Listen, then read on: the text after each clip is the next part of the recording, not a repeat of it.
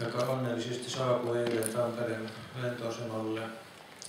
Ja meidän varapresidentti, varapuheenjohtaja Mari Malmstedt oli bongaamassa sen talteen ja vei sen hotelliin, jossa on tällä hetkellä. Ja varmasti tämä Prisma-ohjelma filmaa häntä just nyt tällä hetkellä. Ja he lupasivat tuoda hänet tänne kello 8. Niin sen jälkeen saamme kuulla hänen esitellään. Joo, hyvä. Ihan epämuodollisesti tässä, niin Friedman on tietysti aika tunnettu siitä, että mikä hänen näkemyksensä. Voitko puhua vähän kovemmin? Niin, Friedman on totta kai kauhean tunnettu siitä, että mitkä näkemykset hänellä on niin ufoista ja ufojen alkuperästä. Niin uskallatko kertoa, niin kuin, mitä mieltä olet Friedmanin johtopäätöksistä? No itse asiassa minulla on ollut mielenkiintoisia keskusteluja.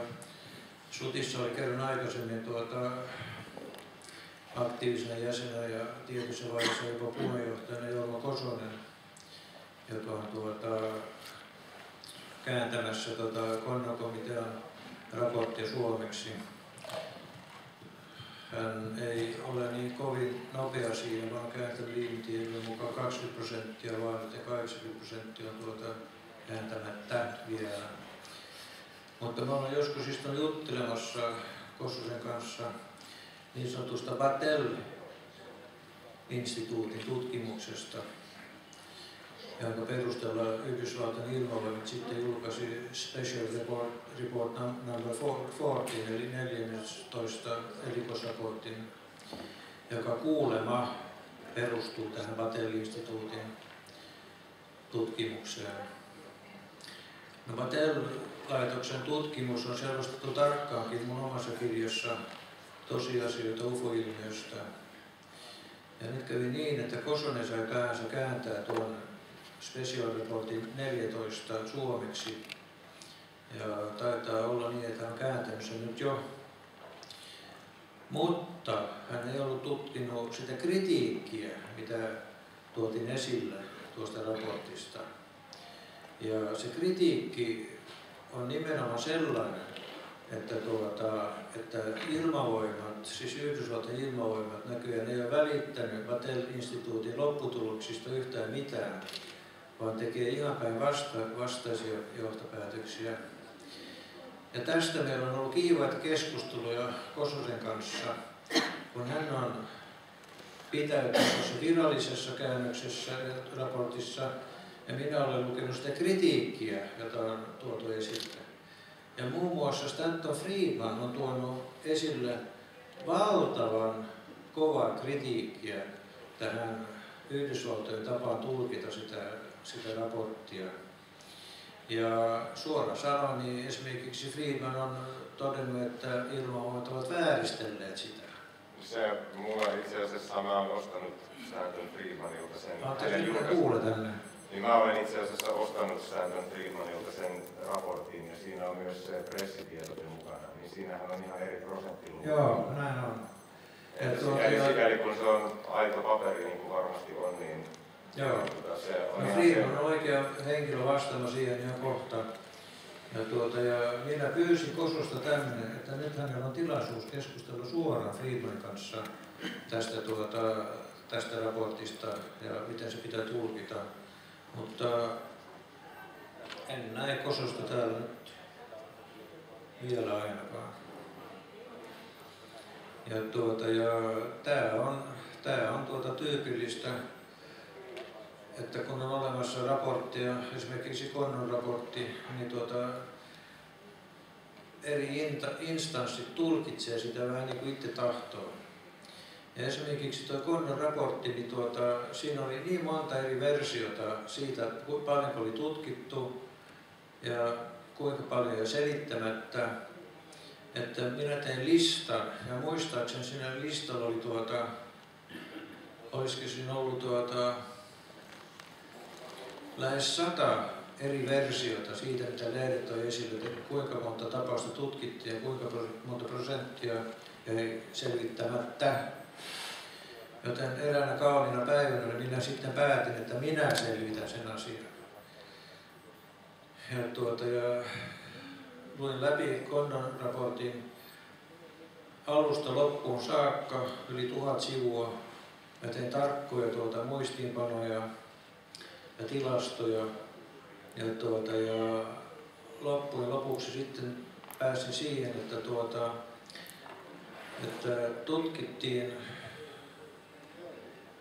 se määrä, mikä tutkittiin, niin niistä jäi 33,3% selvittämättä.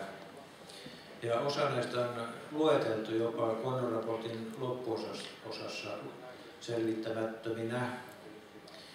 Ja tätä mun 33,5% niin minä sitten lähetin ympäri maailmaa UFO-järjestöille, Amerikkaan ja Pohjoismaihin ja niin poispäin.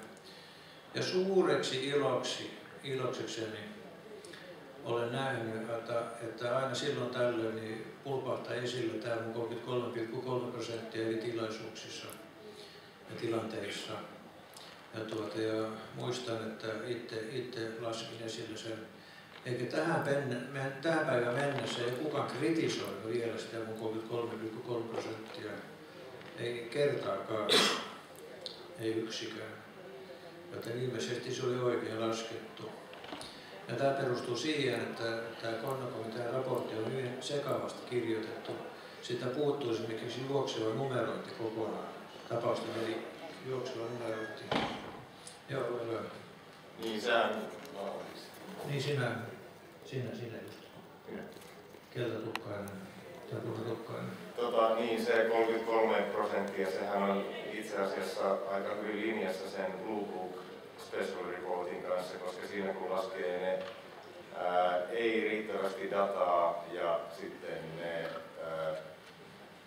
analyysin jälkeen tuntemattomaksi jääneet laskee ne yhteen, niin se on suunnilleen... Niin se Blue Bookin tilastossa. Niin siinä on myös, se on aika lähelle 30 yhteensä. Ne selvittämät. Blue Bookissa. Blue Bookissa, niin sehän on hyvin linjassa sen Gordonin kanssa sitten. Niin, no Heineck, joka oli mukana neuvonantajana Blue Bookissa vuosikymmeniä, niin hän kirjoitti kirjaa, jossa hän toi vahvasti esille kritiikkiä Blue Bookin toimintatapoihin liittyen. Ja hän sanoi, että kyseessä on sama tilanne kuin lapset yrittäisi tutkia jotakin. Että kun vaikka tietoja puuttuu, niin revitään joku selitys mistä tahansa. Ja jos joku mainitseekin jossain oimennenkin sanan lintu, niin tutkija sille, että joo, tässä lintu. Ja jos joku mainitsi oimennenkin, että se saattaisi mahdollisesti ehkä olla lentokone, niin lopputulos sitten heti on lentokone. Ja tätä vastaan Heine protestoi kovasti ja sanoi, että eihän toi ole tiedettä millään tavalla. Että sehän on enemmän tai vähemmän humpuukin, että tutkitaan tuolla tavalla. Mutta sen jälkeenkin jäi vielä se 30% yhteensä selvittämään. No itse asiassa Blue Bookissa muistaakseni siellä oli Siellä oli erikseen kategoria ei riittävästi informaatiota ja sitten erikseen kategoria tuntemattomat, jotka oli vielä niin, että informaatio riitti ikään kuin, mutta joo, ne kun laskee yhteen, niin tulee suunnilleen 30. Mulla on kyllä toi tilasto, vaikka mä en muista, että en ulkoa nyt, ja mä mietin, että... Tämä on siis hurja määrä. No tää on tilanne, ja Heineck otti huomioon, tai siis Heineck toi esiin nimenomaan sen, että jos tutkittaisiin kunnolla ja tieteellisesti, niin ne tapaukset, jotka jää selittämättä, niin niiden prosentuaalinen osuus nousisi valtavasti, jos otetaan pois juuri tällaiset niin kuin ihan ilmasta otettuja selityksiä. Että jos joku vaan mainitsi oimennenkin ilmapallo, jos on ilmapallo. Että ei se niin tiedettä ole. Että mä väittäisin, että meidän oma yhdistys SUT tutkii tarkemminkin kuin mitä Blue Book tutkii. Koska me käymme läpi näitä satelliittitietoja ja lentokoneiden aikatauluja ja kaikkea tuollaista paljon tarkemmin kuin mitä mun mielestä Blue Book teki aikoinaan. Mutta lopputulos on se, että kaikki ne viholliset tutkimukset, niin jää aina sellainen iso osuus, joka jää selittämättä. Ja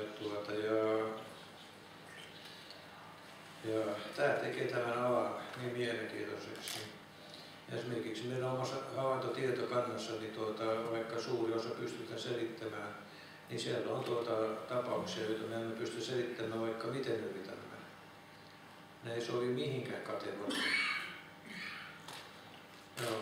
Montako prosenttia muistatko suunnilleen SUTin omassa tietokannassa on selvittämättömiä? SUTin tietokannasta? Niin. Nyrkkisääntönä niin ollaan tuotu aina esille tämä 95%, että jos ollaan tutkittu tai ehdittäisi tutkia kaikkia, niin 95% saadaan selvitettyä ja sitten 5% on sellaisia, joita me emme pysty selittämään, vaikka yritämmekin. Ja tämä on kansainvälisesti tällainen nyrkkisääntö, jota käytetään melkein kaikkialla. Mutta tietysti se heittää vähän mutta kyllä se on sellainen yleinen sääntö, että 95%.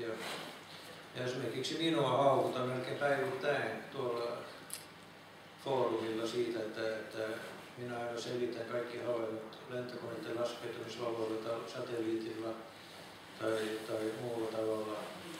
Mutta en minä tee sitä tosta vaan kyllä mä tutkin ensin satelliittikarttoja, lentokoneiden aikatauluja ja sun muuta.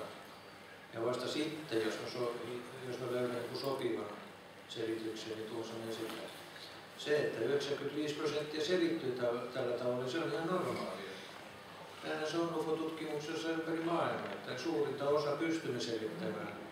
Mutta se on se jäljellä oleva osa, joka on se mielenkiintoinen. Eli että emme pysty selittämään niitä.